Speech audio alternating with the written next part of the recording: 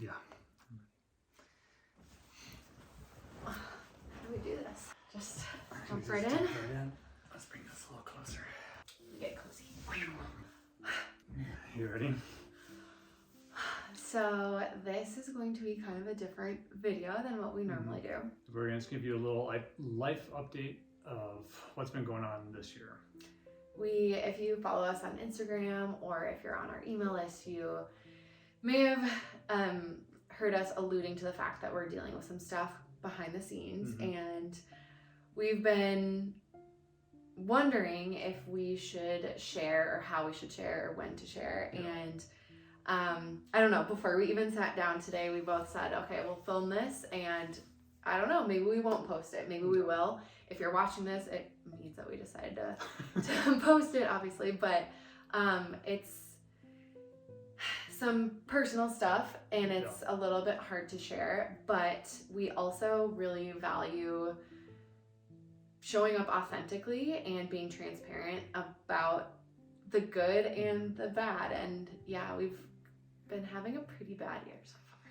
We both have been struggling with some health issues, and that's like the two main things. And there's also little things that we've had hard times with this year. So yeah, I guess we'll just dive in. And do you want to start with your stuff? Yeah, I'll start with my stuff, but actually, okay, so rewind to end of 2023. Yeah. We had an amazing whirlwind trip to Japan and to Thailand, and then we spent the holidays in Minnesota with family and friends. So we were coming off of 2023 kind of on a high, a tired high, but we were feeling really good. And as soon as we got home to Bend, Oregon, things kind of started to fall apart all at the same time. Yeah. So yeah, I guess I'll share mine first. So a couple years ago, I reconnected with a cousin that I hadn't seen since I was a child, and I don't have much contact with this side of the family.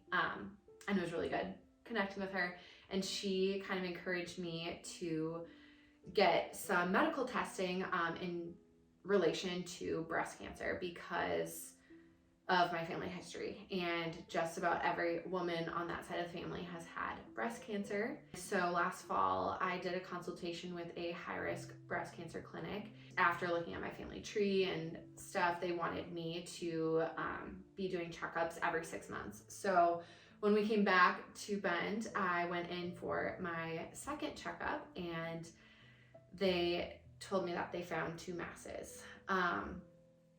And so the next 2-ish months were pretty much tests and waiting. I had, during that time span, 2 MRIs and an ultrasound, which they were trying to use the ultrasound to do a biopsy, but I'm still breastfeeding Juniper, and so when you're lactating, it's harder to see everything that's going on. And so they couldn't see anything during the ultrasound, so it was just like delaying of everything. And all these appointments were about a month apart because it's a small town and so many people trying to get in, and we had trips in between. So these trips kind of had a cloud over them, because I like to think of myself as a positive person, not pessimistic, but I also like to plan for all cases and all scenarios. And so I was kind of, for a while, in a pretty dark space, like thinking of the worst case scenario and trying to like make plans, which is kind of dumb, like thinking that way before even getting the results. But anyway, I was waiting for 2 months, and about 2 weeks ago got results that the biopsy said that the masses are benign. Drum roll. The masses are benign. So that was really, really good news, and felt like a big weight off my shoulders. But it was hard to celebrate that as fully as I would like to because of some of the other things that we're dealing with as well. And the biggest one being what Ben's going through, which I'll let you share in a minute. But on top of both of our health things, we've had some other like things going on too. Like Juniper's daycare all of a sudden shut down 1 week, Very last minute, and right before our trip, and we had to scramble to find new yeah, childcare. which like doesn't seem like a big deal. Oh, it's definitely not as big a deal as health things. yeah, but it was stressful at the time, and now she has a new daycare, and so everything's going well with that. But that was a big thing. Yeah. And my dad fell and broke his ankle and needed surgery while on a trip, and so that was another thing that was pretty stressful in the moment. Yeah. And then like another kind of layer to this is a lot of times when I'm stressed with life things, work, blogging is my escape. It's like a job that we both love so much, and we've been doing this since 2014, full-time since 2017. We have 2 full-time staff members. We love our business. Yeah. But the last 4 years, basically since 2020, it has been, being a travel blogger has come with some big ups, but also some major downs. I mean, as you can imagine, with the world shutting down. Yeah, it was a major low for our business. Yeah, and we worked really hard building back up, and we're really proud of where we're at. Mhm. But recently, Google has not been kind to content creators. Without getting like too nerdy and deep into this, the short version is that what Google is starting to do is scrape the internet and scrape websites that content creators like ourselves have spent lots of time and money and resources putting together, and years and like on the ground experience to write these articles, and Google is scraping that content and repurposing it using AI and calling it their own content. So that is making it a lot harder for content creators to get the same amount of traffic and thus the same amount of income.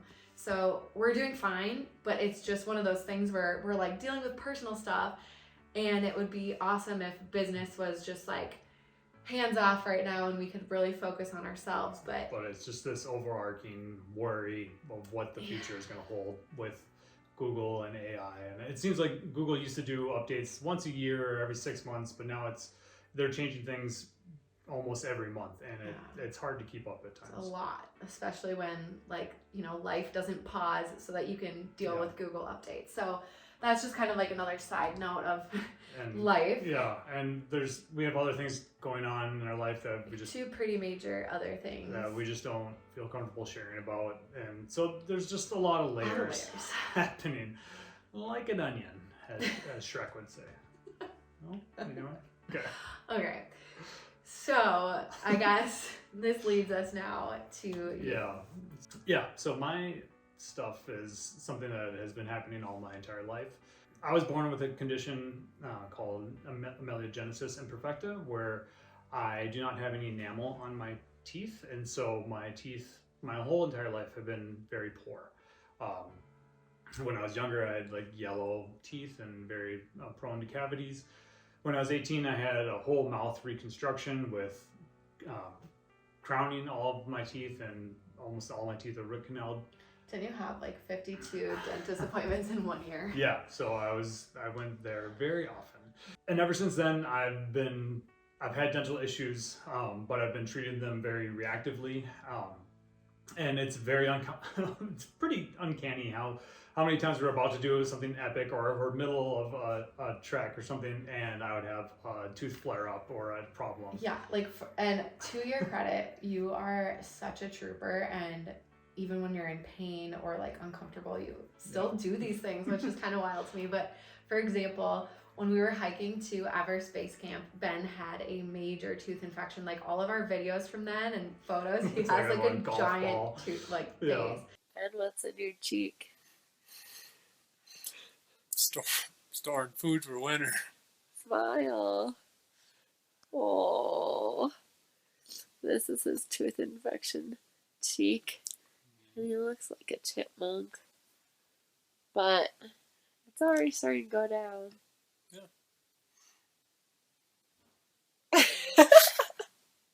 I also had like a major tooth infection when we were canoeing on the Rio Grande River in Texas, just completely off grid. Right before we hiked to Machu Picchu, he had a crown fall off. So it's when we were in Everest, you had to go to the highest altitude pharmacy in the world because Yeah. there was no other way to deal with that. Luckily, they had antibiotics, so I Yeah. took a round of that. I had issues when I was in teaching summer camp in South Korea. I had another tooth infection. So yeah, it's been a lot throughout my entire life that I've been dealing with. And if you remember, if you've been around for a while, you might remember this. If not, this will catch you up. But in 2021, we moved to Mexico for a few months so that Ben could undergo some big dental procedures. Yeah, so at that time I had a dental scan and I had 11 infections in the roots of my teeth, and some were big enough that they're affecting my sinus.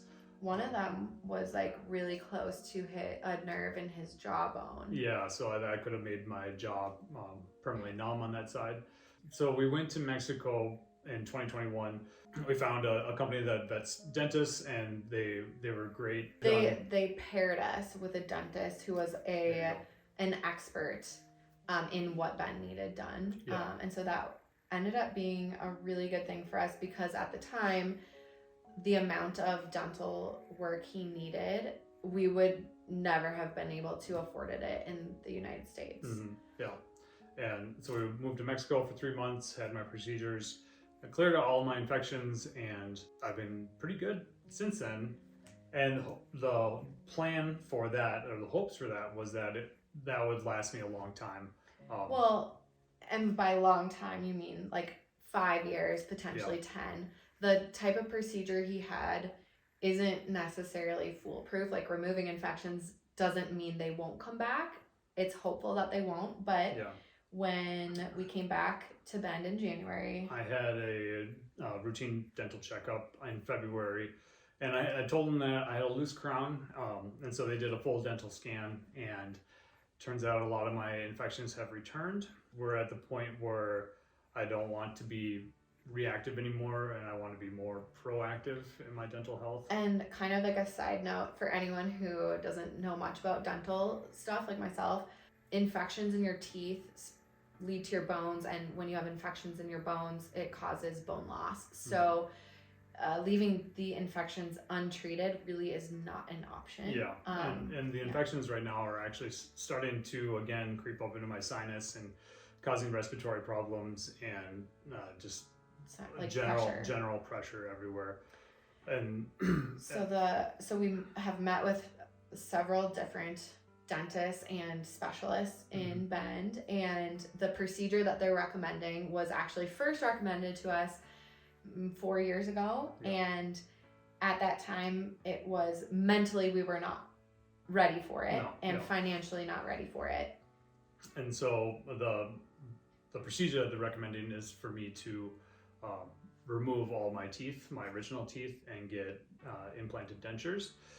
So the root cause of all my infections and all my problems with my teeth are my original teeth. And so, and just to like back up, there's nothing that he can do to prevent infections or like make it better. It's a hereditary, it's a genetic thing. Yeah, like my mother had this condition, my grandfather as well, and so it's tough thinking that this is what I have to do. Yeah.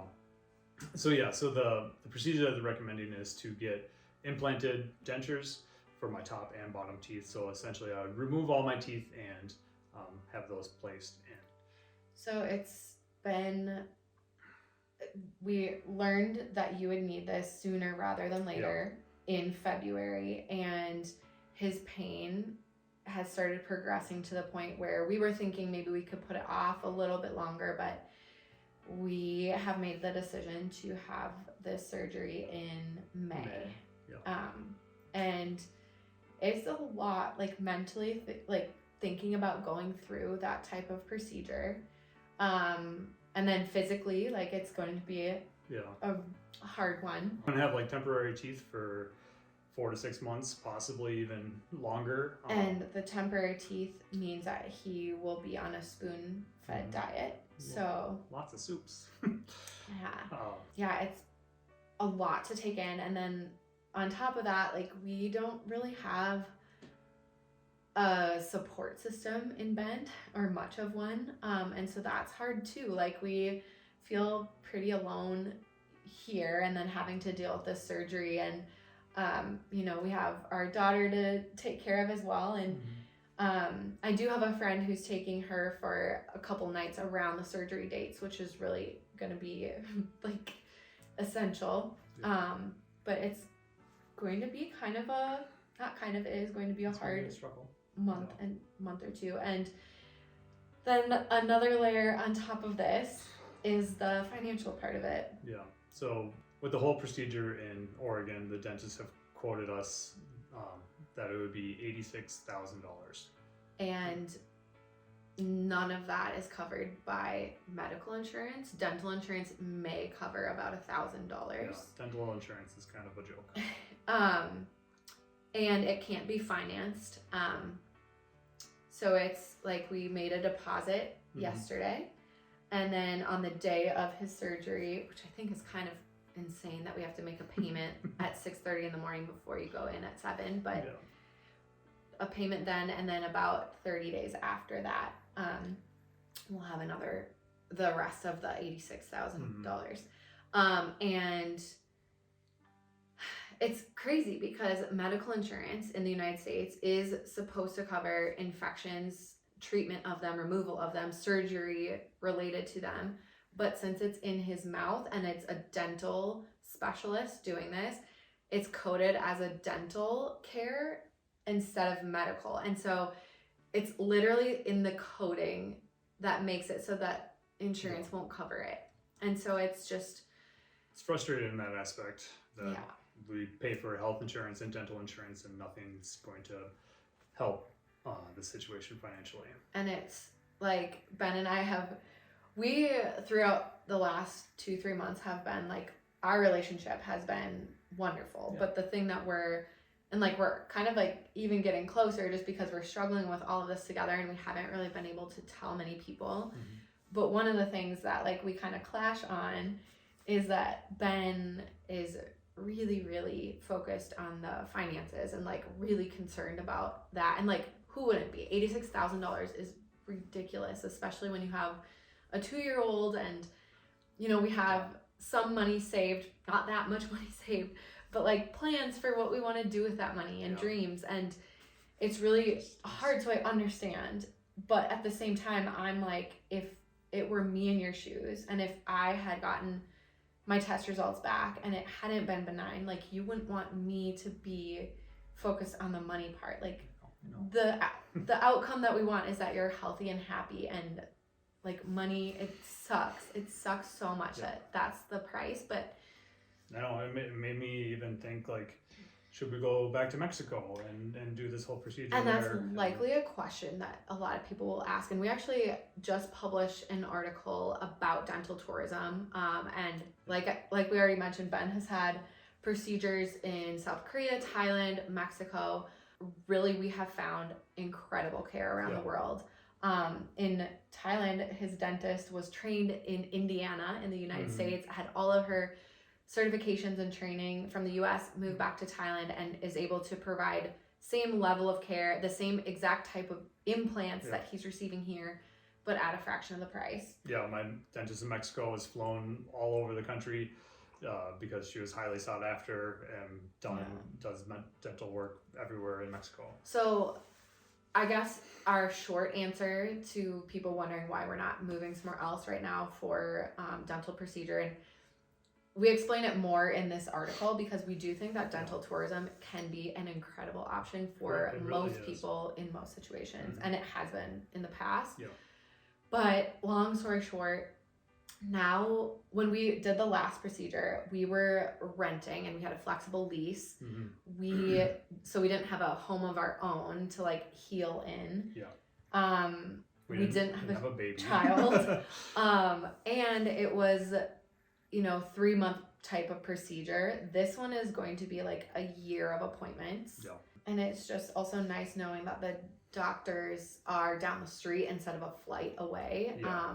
Being that this is such a major thing. So that's kind of like the short answer of why. I mean, we've literally spun all scenarios around in our head, but that's kind of the short answer of why we're staying here to have it done. Yeah. Like, we are usually really happy, positive people, and the last 3 months have been